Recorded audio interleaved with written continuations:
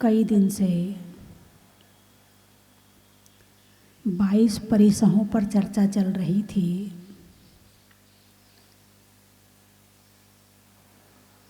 और उसमें ये बताया था कि आत्मा के योग से कष्ट सहन करने में कष्ट नहीं होता। आत्मा के योग से, आत्मा के ध्यान से, आत्मा के ज्ञान से कष्ट सहन करने में कष्ट नहीं होता। अध्यात्म योगेन, अध्यात्म के योग से परिसहाद विज्ञानस्य, परिसह भी पता नहीं चलते। इसके उदाहरण तो आपके पास में बहुत सारे हैं, आप ध्यान नहीं देते हैं। भगवान पारसनाथ हैं, है ना, जानते हो ना। भगवान पारसनाथ के ऊपर पत्थर गिराए थे कमठ में, भयंकर भयंकर हवाएं चलाई, भयंकर भयंकर आवाज़ें चलाई, तो भगवान को कष्ट हुआ था क्या? बोलिए ना, हाँ या ना? नहीं हुआ था। क्यों नहीं हुआ? यदि वही क्रिया जो पारसनाथ जी के ऊपर हुई थी यदि हमारे ऊपर हो तो क्या हो? क्यों भागोगे? क्योंकि कष्ट का पता चल रहा है, क्योंकि कष्ट का पता चल रहा है। वो आत्मा के ध्यान में इतने लीन थे कि उन्हें पता ही नहीं चला। दो बातें हैं, एक तो पता चले ही नहीं। अब आप टीवी देख रहे हैं, मच्छर आपको काट जाए, पता ही नहीं चलता। ध्यान कहाँ है आपका? टीवी में, इसलिए पता नहीं चला। उनका ध्यान कहाँ है? आत्मा में। उनको क्यों नहीं पता चला? यानी बड़े बड़े कष्ट भी आत्मा के ध्यान से महसूस नहीं होते हैं। ये आत्मा के ध्यान की शक्ति को बता रहे हैं। इसलिए कष्ट सहन करके, जो परिसय सहन करके ध्यान किया जाता है, उससे आत्मा की शक्ति जागृत भी होती है और आत्मा में स्थिरता भी आती है। हम जान बचाने भागेंगे। आपने जैसा कहा कि हम जान बचाने भागेंगे। अब जान शब्द का मीनिंग क्या है? आत्मा से है। आप आत्मा को बचाने भागोगे, ठीक है? अरे बोलिए ना, पक्का आत्मा को बचाने भागोगे? आत्मा को क्यों बचाना चाहते हो? आत्मा मरती है क्या? आत्मा में मरने वाला गुण है क्या?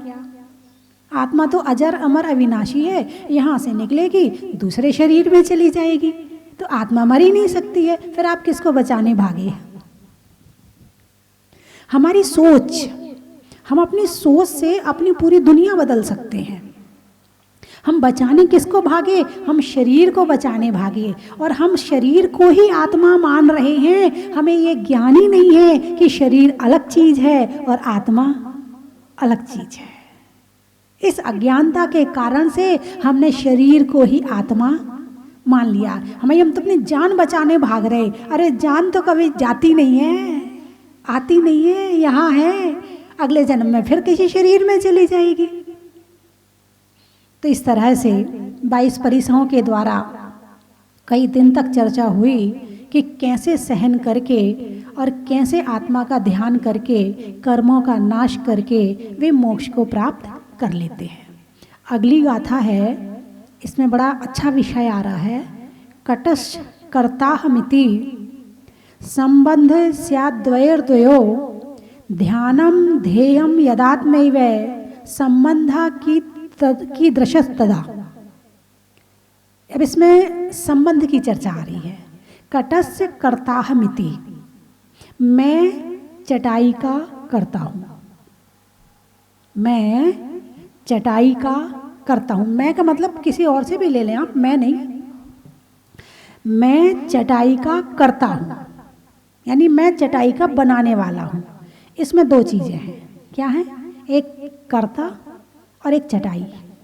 आपने बचपन में षट कारक पढ़े होंगे। कर्ता ने कर्म को करण से, संप्रदान के लिए, अपादान में पे पर हैं, अधिक अपादान से मैं, और संबंध का की के और अधिकरण मैं पे पर। पढ़े नहीं पढ़े आपने? औरंगाबाद में पढ़ाए जाते नहीं पढ़ाए जाते? नहीं, अलग कुछ नहीं होता है। इंग्लिश में भी यही है, मराठी में भी यही है, कन्नड़ में भी यही है, बस भाषा का अंतर है। उसे हिंदी में कारक कहा जाता है, षट कारक होते हैं, क्योंकि क्रिया तो एक ही है ना। मैं चटाई का करता हूँ। अब ये आप चाहे हिंदी में कहो, चाहे इंग्लिश में कहो, चाहे मराठी में कहो, काम तो वही हो रहा है, भाषा अलग हो गई है। तो पढ़े तो होंगे आपने, करता ने, करता कौन? मैं। चटाई का, किसका करता हूँ मैं? चटाई का। कटस्य करता हमिति, मैं चटाई का करता हूँ। तो चटाई हो गई कर्म और मैं हो गया करता। इसमें केवल दो ही बताए हैं। आगे कहा संबंध स्याद्वयोर्द्वयो, इन दोनों का संबंध कैसा है? यदि इनका संबंध ऐसा है तो ध्यानम ध्येयम यदात्मैव, तो ध्यान, ध्येय और ध्याता क्या तीनों अलग अलग हैं? अभी आपको समझ में आएगा, थोड़ा सा कठिन लगेगा, लेकिन कठिन नहीं है, समझने के बाद लगेगा कि मैंने ये बात पहले क्यों नहीं समझी। बिल्कुल आप महसूस करेंगे। ध्यानम ध्येयम यदात्मैव, संबंध की तदस्तदा, यानी कि ध्यान करने वाला, जिसका ध्यान किया है वो, और जिसके द्वारा ध्यान किया जा रहा है वो, क्या ये अलग अलग है? यदि मैं ध्यान का करता हूं तो ध्यान अलग चीज हो गई, और जिसका किया जा रहा है वो अलग हो गया, दो हो गए ना। मैं ध्यान का करता हूं तो करता तो हो गया मैं, और जिसका ध्यान किया जा रहा वो हो गया दूसरा। तो बोले इसको कैसे आप समझोगे? तो इसको दो तरह से समझेंगे। षट कारक में पहले बाहर से लगाएं, यानी एक महिला है, वो रोटी बना रही है, ठीक है। अब महिला ने रोटी बनाई तो महिला तो हो गई कर्ता, और रोटी हो गई कर्म। जिस पर काम किया जा रहा है वो कर्म है, वो हो गया कर्म। करण से किसके द्वारा बनाई?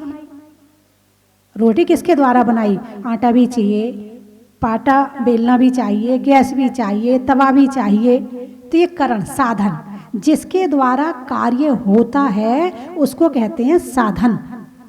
तो साधन हो गया, करण हो गया, जिससे बनाए जा रहे हैं। कर्ता ने कर्म को करण से संप्रदान के लिए अब काम किया है, तो किसी ना किसी के लिए तो किया होगा। ऐसा तो हो नहीं कि कोई भी काम बिना फालतू हो। प्रत्येक काम कोई ना कोई, आप यहाँ आए हैं, क्यों आए हैं? आप मकराना गए, क्यों गए? किसी ना किसी काम के लिए तो गए ना। के लिए, काम के लिए, किसके लिए किया? मंदिर के लिए पत्थर लेने गए, के लिए। अब महिला ने रोटी बनाई, किसके लिए बनाई? परिवार वालों के लिए बनाई, संप्रदान के लिए। अपादान, इसमें अलग करने की क्रिया होती है, हैं? पेड़ से पत्ता गिरा, पेड़ से पेड़ अलग हो गया और गिरना एक क्रिया हो गई, दोनों के अलग होने की क्रिया है। अब भाई इसमें अपादान कैसे घटाएंगे? तो महिला ने रोटी को तवे से उठाकर डब्बे में रख दिया, ये अपादान क्रिया हो गई। दोनों को अलग अलग कर दिया, तवा को और डब्बा को, दो जगह से अलग हो गई, अपादान क्रिया हो गई। अब आएगा अधिकरण, आधार। बिना आधार के तो कुछ भी होने वाला है ही नहीं है। अब आधार क्या है? तो बताया आधार, रोटी कहाँ रखी है? आप कहाँ बैठे हैं? जमीन पे। जमीन क्या है? आधार है। बैठने का आधार क्या है? जमीन है। ये हो गया अधिकरण। तो आप जहाँ बैठे वो अधिकरण है, रोटी जहाँ रखी है वो उसका अधिकरण है। हर वस्तु का ये षट कारक अलग अलग होता है, हर द्रव्य का षट कारक अलग अलग होता है। अब यहाँ जो षट कारक हमने लगाया है वो महिला अलग चीज हो गई और रोटी अलग चीज हो गई। यहाँ दो वस्तु में षट कारक लगाया है, लेकिन यहाँ आचार्य कहते हैं कि आत्मा में ही ये सारे कारक घटाओ। कैसे घटा सकते हो? ये तो व्यवहार कारक हो गए, जो पर संबंध से हो, पर के निमित्त से हो, वो व्यवहार। व्यवहार किसे कहते हैं? जो पर के निमित्त से कार्य होता है वो व्यवहार, और जो अपनी उपादान शक्ति से होता है वो निश्चय।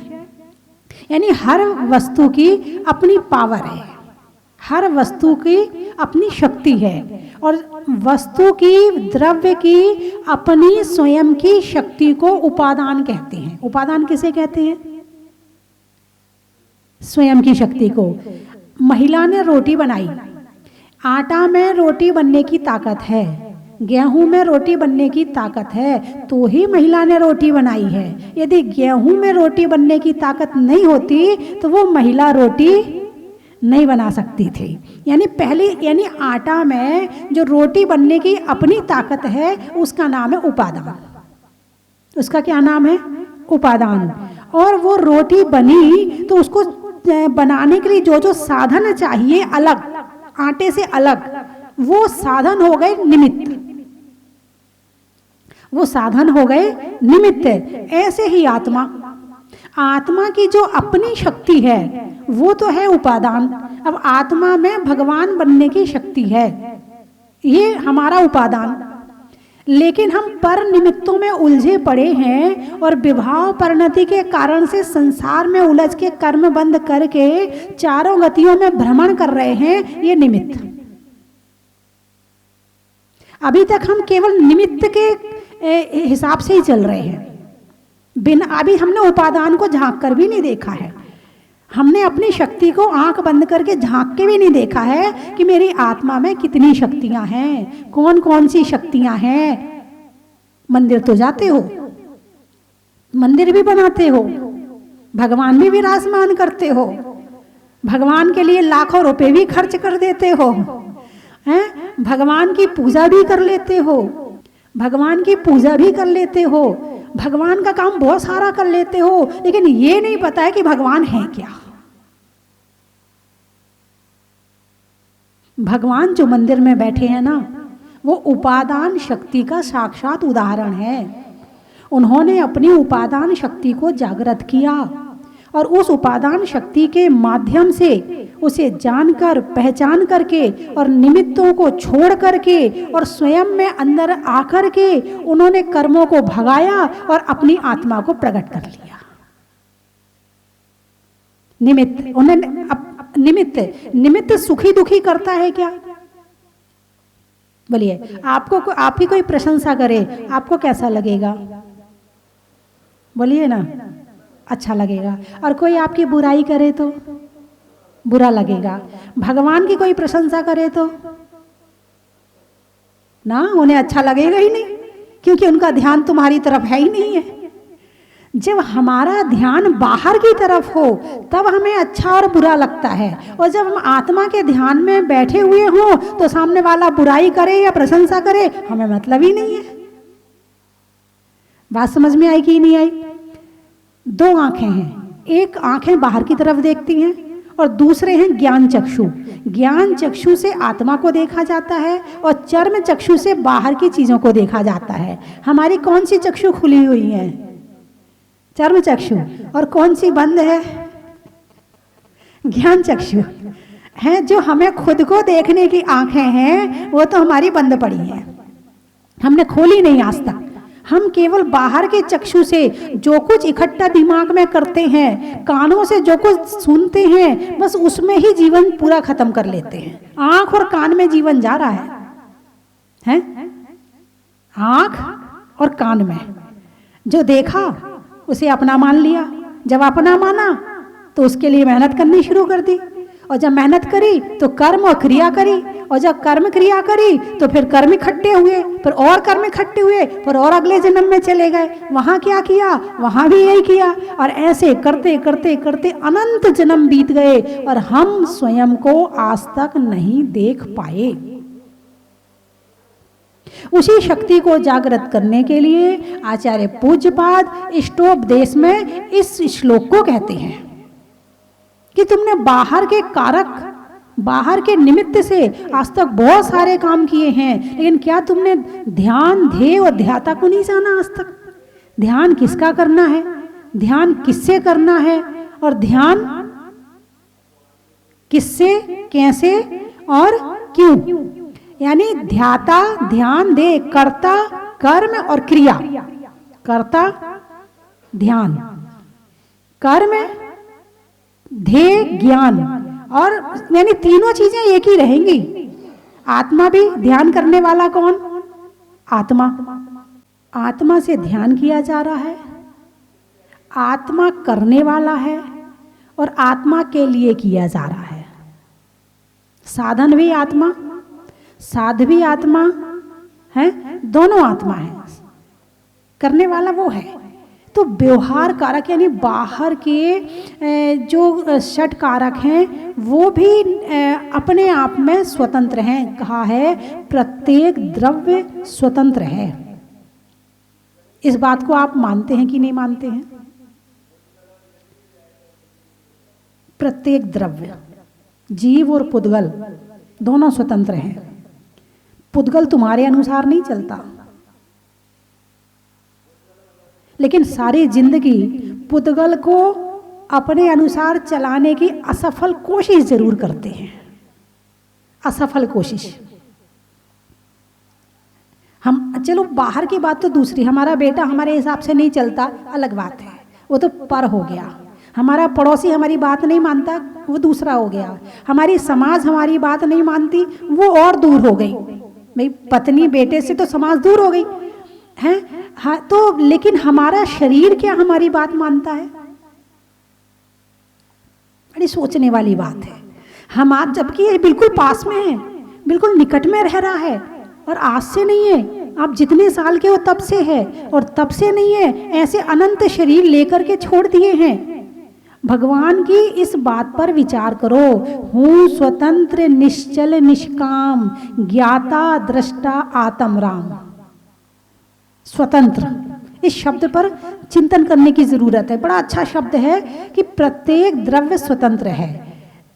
अब हमारा शरीर है, हम जो सोच रहे हैं ना, हमारे हाथ में केवल हमारी सोच है। सोच के अलावा कुछ भी नहीं है। हम जैसा सोच लेते हैं बस वही हमारा है, और बाकी शरीर का परिणाम शरीर में चल रहा है। बच्चे ने जन्म लिया, बच्चे ने जन्म लिया, छोटा सा है। अब तुमने उसे बड़ा किया क्या? बोलिए ना, उसके शरीर को बड़ा किसने किया? कहते ना माता पिता, हाँ हमने अपने बच्चे को बड़ा किया, बहुत मेहनत करी हमने इसके ऊपर। कहते हैं कि नहीं कहते हैं? अब मुझे ये बताओ कि तुमने अपने बच्चे को बड़ा किया या तुमने केवल ख्याल रखा उसके खाने का, पीने का, उसके बचाव का, हैं, उसको बाहर नहीं जाने देने का, उसको उस पर नज़र रखने का? आपने केवल ख्याल रखा या फिर आपने बड़ा किया? आपने केवल ख्याल रखा, लेकिन शरीर का परिणमन तो शरीर में चल रहा था, तुम्हारे हाथ में नहीं था। कौन सा बच्चा तुम्हारा ठिगना होगा, कौन सा बच्चा तुम्हारा लंबा होगा, कौन सा बच्चा तुम्हारा मोटा होगा, कौन सा बच्चा तुम्हारा पतला होगा, कौन सा बच्चा स्वस्थ होगा, कौन सा बच्चा रोगी होगा, तुम्हारे हाथ में है क्या? इसका मतलब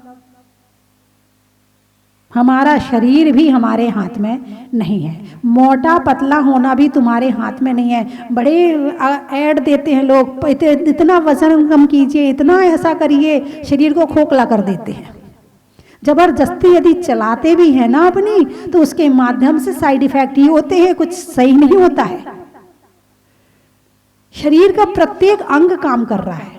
आंखें काम कर रही हैं? कर रही हैं। तुम करवा रहे हो या कर रही हैं? कर रही हैं। कान सुन रहे हैं? सुन रहे हैं। तुम सुना रहे हो या सुन रहे हैं? सुन रहे हैं। अच्छा, बच्चा जब छोटा होता है तो दांत बड़े होते हैं, दांत निकलते ना उसके, धीरे धीरे फिर बड़े होते हैं। तो दांत तुमने निकाले या अपने आप निकले? अपने आप निकले। अच्छा, तो जब बूढ़े होते हैं तो दांत गिरने शुरू हो जाते, तुमने गिराए या गिरने लगे? अरे बोलिए ना, गिरने लगे। तुम्हारा हार्ट काम कर रहा है, तुम करवा रहे हो या कर रहा है? कर रहा है। बहुत बढ़िया, बस यही तो सिखाना है? बाल बड़े होते नहीं होते हैं, तुम बालों को बड़ा करते हो या वो अपने आप बढ़ते हैं? नैसर्गिक बढ़ते हैं, वो तुम्हारे हाथ में नहीं है। बाल सफेद होते हैं तो तुमने किए या अपने आप हो गए? यदि हमारे हाथ में हो तो एक बाल ना सफेद होने दें, फिर डाई की जरूरत ही ना पड़े। हाँ, और बढ़ने का मामला हमारे हाथ में हो तो हम अपने हिसाब से उतने रखें। तो कहने का अभिप्राय मेरा ये है, ये बताने का अभिप्राय ये है कि भगवान ने जो कहा है कि प्रत्येक द्रव्य स्वतंत्र है। अब ये अपने ऊपर से घटा लो, ये पुद्गल है। शरीर क्या है? पुद्गल है। ये तुम नहीं हो, तुम अलग हो और शरीर अलग है। तुम अपने अलग भाव, तुम्हारे भाव अलग हैं और शरीर के भाव अलग हैं। शरीर का परिणमन शरीर में है और आत्मा का परिणमन आत्मा में है। हम सारी जिंदगी पुद्गल को परिणमित करने में लगे रहते हैं, सारी जिंदगी यही प्रयास है कि नहीं है? और धर्म क्या सिखा रहा है? हम केवल ऊपर ऊपर का धर्म करते हैं, अंदर तक तो हम पहुंच ही नहीं पाते हैं कि वास्तव में धर्म है क्या। वास्तव में दो तरह का, एक व्यवहार धर्म और एक निश्चय धर्म है। हम व्यवहार में पूरी जिंदगी निकाल देते हैं, निश्चय तक तो पहुंच ही नहीं पाते हैं। और बिना निश्चय को जाने व्यवहार की पूर्णता नहीं है। व्यवहार का पालन क्यों करते हैं? भाई आपको छत पे जाना है तभी तो आपने सीढ़ियां चढ़ी। यदि आपको छत पे नहीं जाना था तो आपने सीढ़ियां क्यों चढ़ी? यदि आपको निश्चय तक नहीं पहुंचना है तो आपने व्यवहार धर्म का पालन क्यों किया? व्यवहार का मतलब ही यही है कि आप निश्चय तक पहुंचो। मंदिर जाने का मतलब ही यही है कि भगवान को देख करके अपनी आत्मा को याद करो। ये स्वतंत्र आत्मा की मूर्ति है। किसकी मूर्ति है? स्वतंत्र आत्मा की मूर्ति है। अब इन्हें संसार की कोई चीज परेशान नहीं कर सकती। तुम्हें कोई परेशान कर सकता कि नहीं? अरे बोलिए ना, 1 मिनट में अभी लो।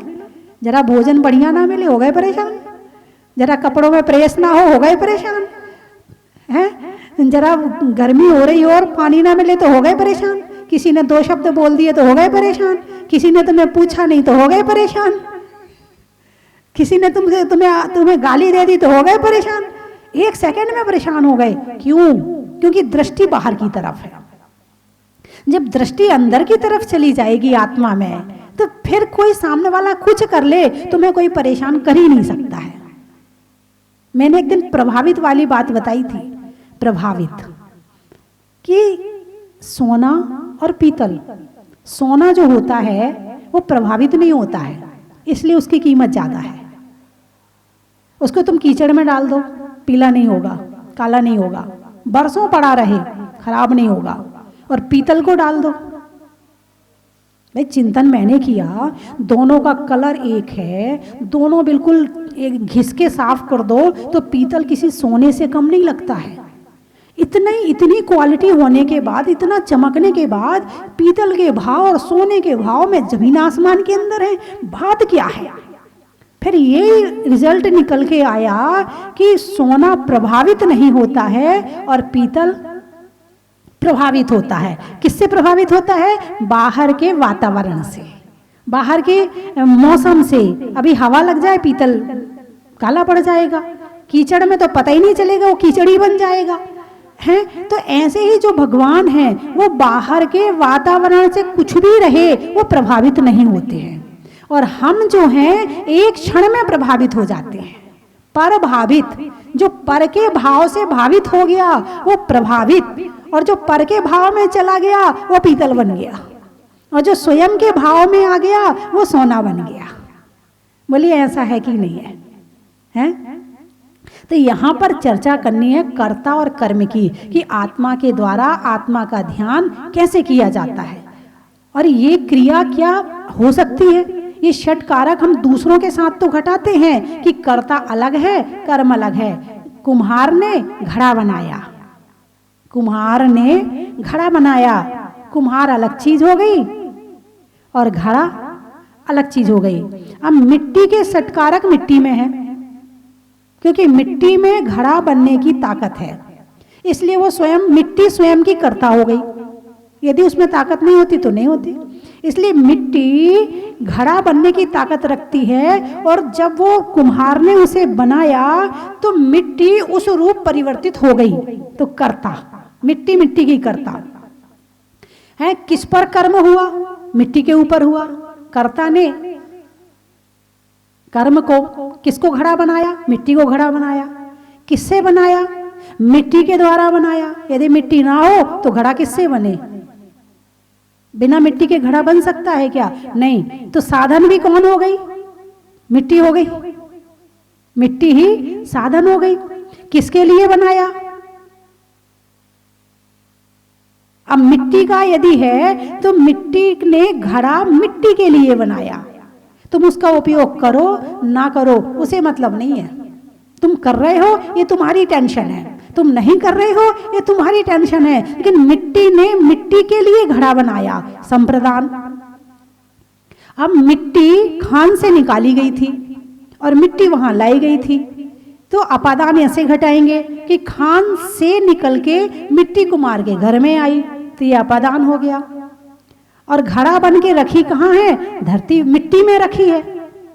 मिट्टी घड़ा बन के कहाँ है भाई? नीचे लग रहा है कि ये यहाँ रखा है, लेकिन ऊपर का तो वो ऊपर ही है ना। तो यहाँ का आधार क्या हुआ? यहाँ का अधिकरण क्या हुआ? तो अधिकरण मिट्टी मिट्टी में रखी है, यानी मिट्टी के सटकारक मिट्टी में है। अब इसी तरह इसको आत्मा में लगाओ। आत्मा ने, कर्ता ने, कर्ता कौन हो गया? आत्मा। कर्ता ने कर्म को यानी आत्मा को करण से आत्मा के द्वारा, संप्रदान के लिए आत्मा के लिए, अपादान अज्ञान को अलग किया, कर्म को अलग किया, अलग करने में आ गया। और कहाँ है आत्मा? आत्मा आत्मा के आधार से है।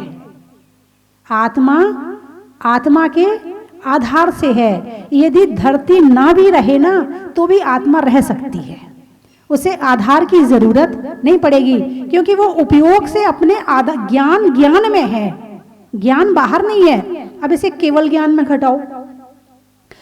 आत्मा ने केवल ज्ञान को प्राप्त करने के लिए क्या किया? साधन। किसके द्वारा थे वो साधन? वो आत्मा ही साधन बनी।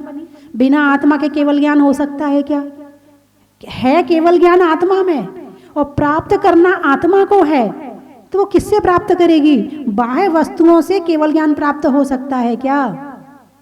बोलिए, संसार की कोई चीज है जो हमें केवल ज्ञान प्राप्त करा दे? नहीं करा सकती है। तो आत्मा के द्वारा ही केवल ज्ञान प्राप्त करेगा, तो साधन हो गई आत्मा। किसके लिए किया भाई केवल ज्ञान प्राप्त? तुम्हारे लिए या खुद के लिए? आत्मा के लिए।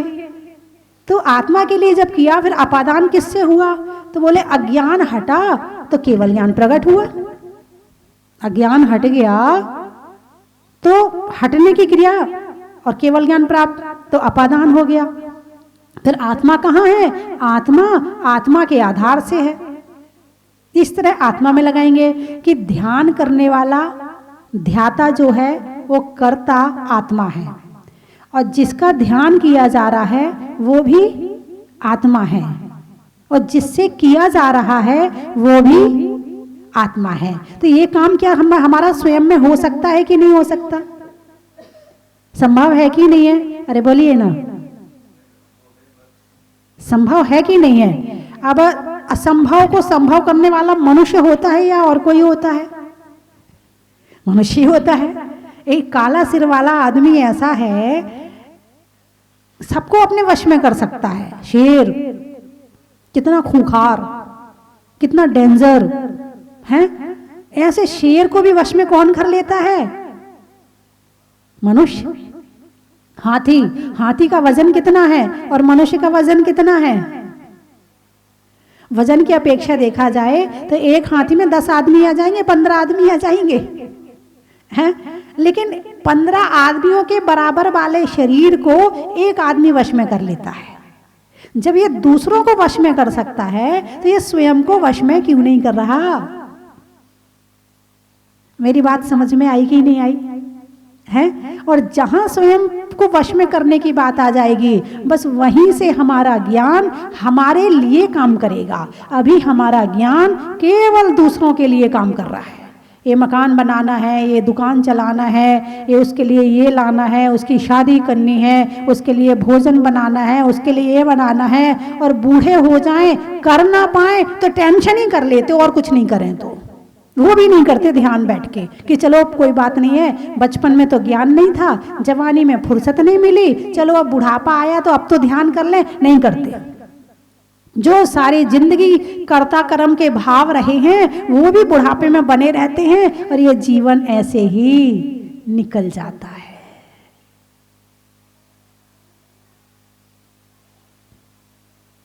बात समझ में आई तो कि नहीं? स्वतंत्र, अपनी स्वतंत्रता का बोध करो। मैं स्वतंत्र हूँ स्वतंत्र, निश्चल निष्काम, ज्ञाता दृष्टा आत्मराम। बस जानो और देखो। दिन में 10 मिनट 5 मिनट के लिए ज्ञाता दृष्टा बन के बैठ जाओ।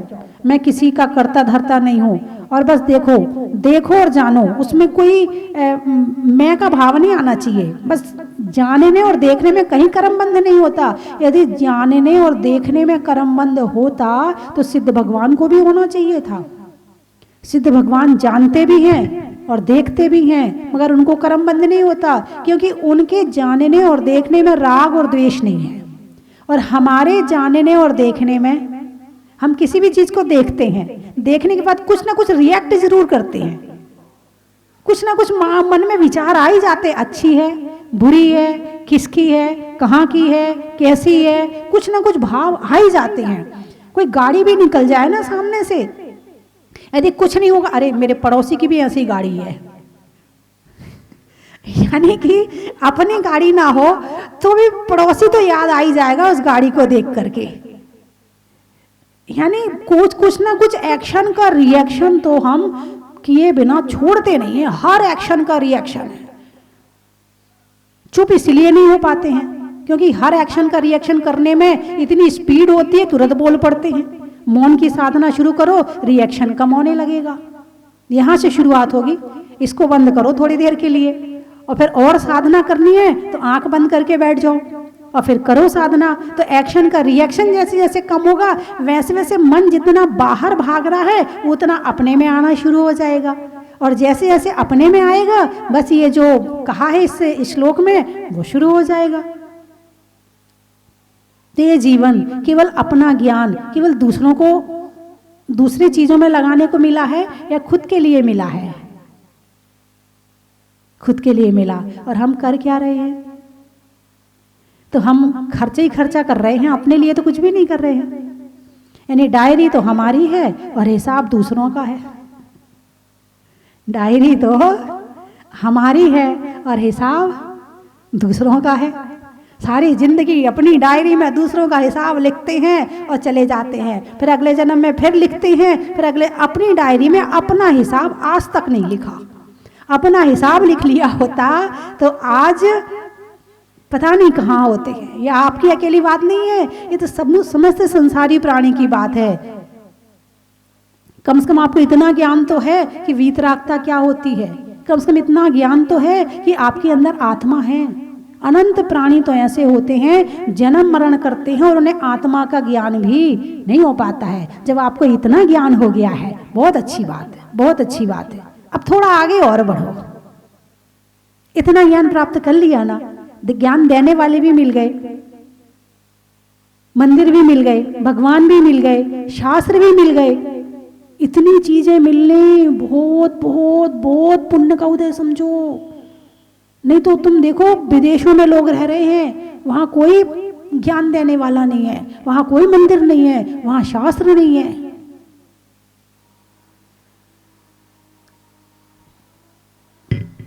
मैं तो खुद के लिए सोचने लगती हूँ बोलते बोलते कि कैसे ये संसार सागर पार होगा।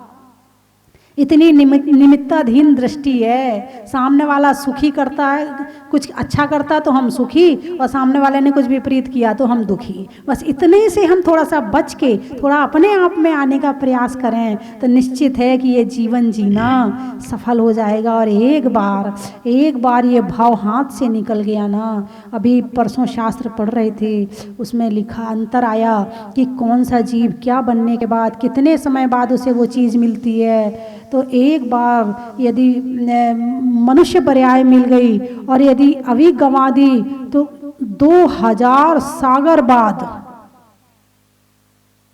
और वो भी त्रस पर्याय मिले तब। एक इंद्री में जो वनस्पति कायिक जीव होते वो अनंत काल तक वहाँ पड़े रहते हैं, फिर वो वहाँ से निकल के फिर इसमें पृथ्वी कायिक में आते हैं, वहाँ पर असंख्यात लोक प्रमाण तक पड़े रहते हैं। ऐसे एक इंद्री के अनंत भाव बीत गए, फिर 2 इंद्री में आए, 2 इंद्री में भी ऐसे कितने भाव बीत गए, 3, 4, 5 इंद्री में आए और जैन कुल मिल गया, ये सब मिल गया। भगवान से प्रार्थना करते हैं, भगवान बस ये छाया बनाए रखना, हम पुरुषार्थ करेंगे, आप तो केवल अपनी छाया बनाए रखना और आपके ही पास आना है। और यदि आप ये साथ छूट गया तो ना जाने फिर कहाँ जाके भटकेंगे, कहाँ गिरेंगे, कौन संभालेगा, कौन हमें बचाएगा।